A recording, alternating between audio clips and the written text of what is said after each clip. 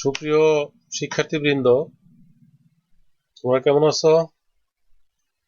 আশা করি ভালো আছো। আমিও আল্লাহর রহমতে ভালো আছি।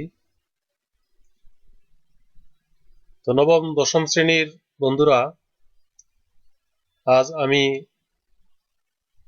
অনলাইন ক্লাসে তোমাদের সবাইকে স্বাগত জানাচ্ছি।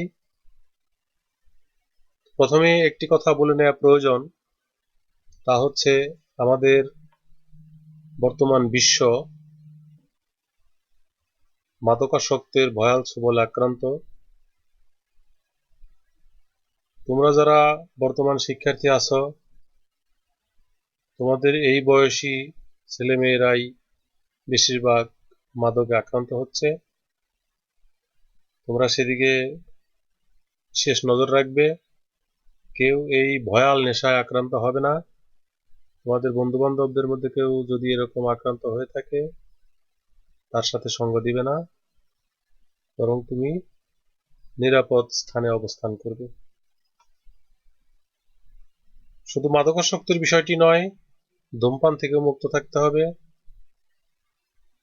ইপটিজিং থেকে মুক্ত থাকতে হবে, অর্থাৎ সামাজিক কোনো অপকর্মই করা যাবে না।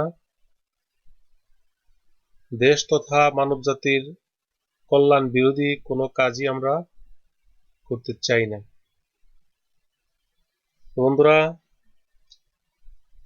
আজ অনলাইন ক্লাসে তোমাদের সবাইকে স্বাগত জানাচ্ছি।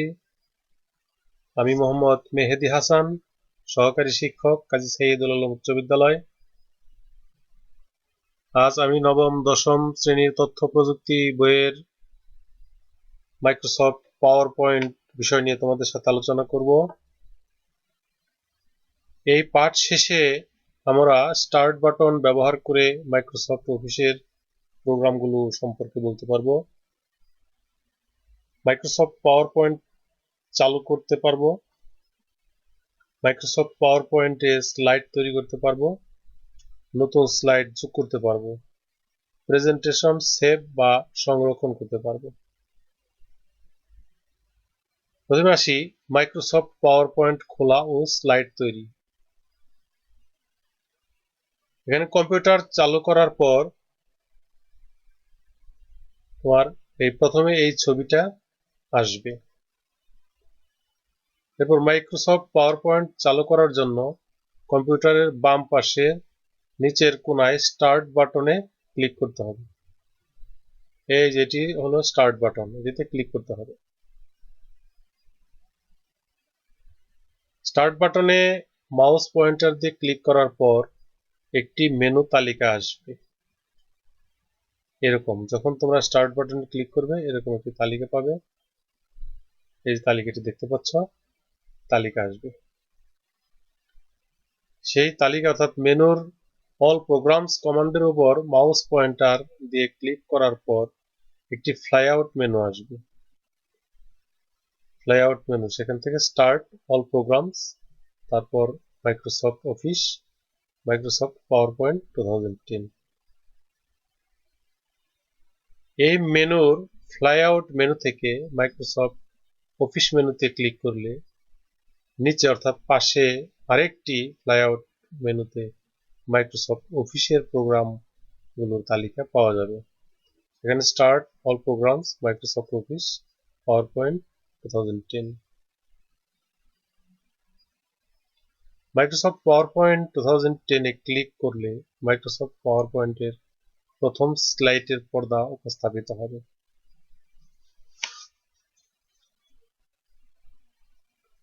এরকম অর্থাৎ মাইক্রোসফট পাওয়ার পয়েন্ট 2010 এ ক্লিক করলে মাইক্রোসফট পাওয়ার পয়েন্টের প্রথম স্লাইডের পর্দা উপস্থাপিত হবে। তোমরা প্রথম স্লাইডটি দেখতে পাচ্ছ, একটির মধ্যে ক্লিক টু অ্যাড টাইটেল আর একটির মধ্যে ক্লিক টু অ্যাড সাবটাইটেল। এই তো মাইক্রোসফট পাওয়ার পয়েন্ট ওপেন হয়ে গেল। এটাই প্রথম স্লাইড। বক্সের মধ্যে ক্লিক টু অ্যাড টাইটেল এবং ক্লিক টু অ্যাড সাবটাইটেল লেখা থাকবে। বক্সের বর্ডারে ক্লিক করে ডিলিট করলে বক্স চলে যাবে। এই বক্সটি দেখতে পাচ্ছ, এটা যে বর্ডার আছে, বর্ডারে ক্লিক করলে ডিলিট করলে সেটা চলে যাবে, ক্লিক করে তারপর ডিলিট করলে এই বর্ডারটা চলে যাবে, বক্সটা চলে যাবে। এরপর নতুন করে টেক্সট নিয়ে লিখতে হবে। যখন বক্স চলে যাবে বক্সেও লেখা যাবে, আর যদি বক্স চলে যায় বক্স চলে যাওয়ার পর নতুন টেক্সট নিয়েও লেখা যাবে। এরপর নতুন করে টেক্সট নিয়ে লিখতে হবে, যেমন এরকম, এই যে টেক্সট বক্স। এখানে ক্লিক করে টাইপ শুরু করতে হবে। বাংলা টাইপ করার জন্য কিবোর্ডকে বাংলায় রূপান্তর করতে হবে। টুলবার ও রিবন থেকে ফন্টের আকার আকৃতি, রং ইত্যাদি সিলেক্ট করে টাইপ করতে হবে।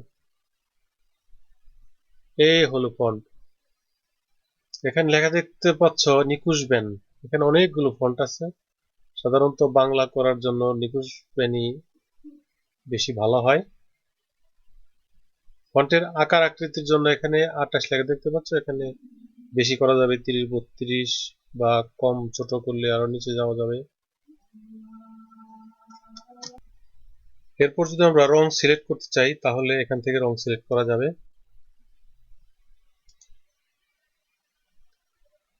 একটি স্লাইড তৈরি শেষ হলে বাম পাশের তালিকা থেকে স্লাইড সিলেক্ট করে এন্টার কি চাপলে নতুন স্লাইড আসবে।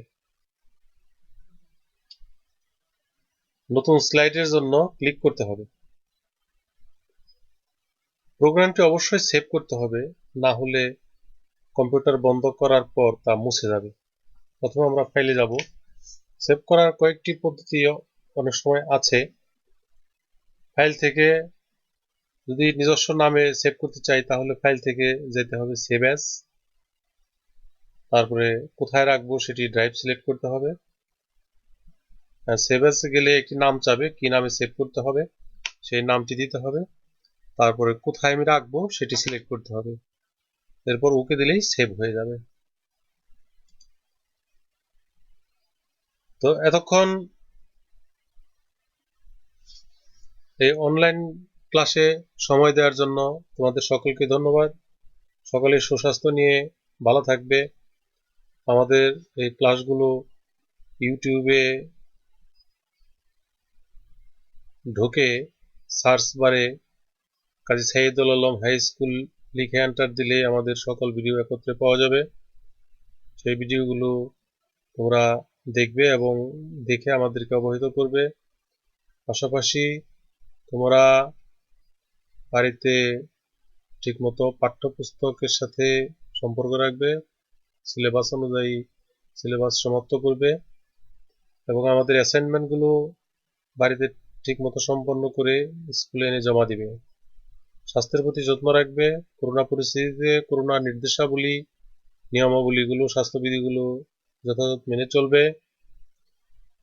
আজকে ধৈর্য সহকারে এই ক্লাসে অংশগ্রহণ করার জন্য সকলকে ধন্যবাদ জানাচ্ছি। আজ আর নয়। সকলে ভালো থাকো, সুস্থ থাকো। আল্লাহ হাফেজ।